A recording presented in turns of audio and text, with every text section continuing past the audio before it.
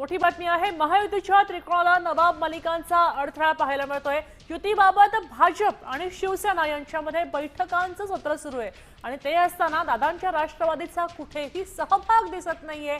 याबाबत आपल्याला वैदेही काणेकर अधिक माहिती देत आहेत।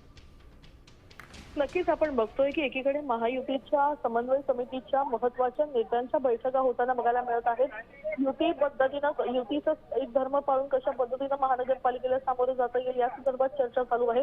काल रवींद्र चव्हाण आणि एकनाथ शिंदे यांच्यामध्ये देखील महत्त्वाची बैठक झालेली बघायला मिळाली, पण याच्यामध्ये राष्ट्रवादी काँग्रेस कुठेही दिसून येत नाहीये। त्याच्यामुळे राष्ट्रवादी काँग्रेस मुंबई महानगरपालिकेमध्ये महायुतीमध्ये असेल की नाही या संदर्भात प्रश्नचिन्ह उपस्थित केलं जात आहे। जोपर्यंत नवाब मलिक यांच्या संदर्भात राष्ट्रवादी काँग्रेस ही भूमिका घेत नाही तोवर राष्ट्रवादी काँग्रेस सोबत युतीची चर्चा नसल्याची महायुतीच्या दोन्ही मित्रपक्षांची भूमिका असल्याचं देखील सूत्रांकडून कळतंय।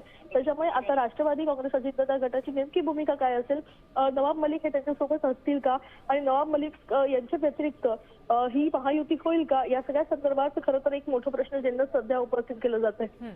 नक्कीच धन्यवाद वैदेही सविस्तर माहितीसाठी।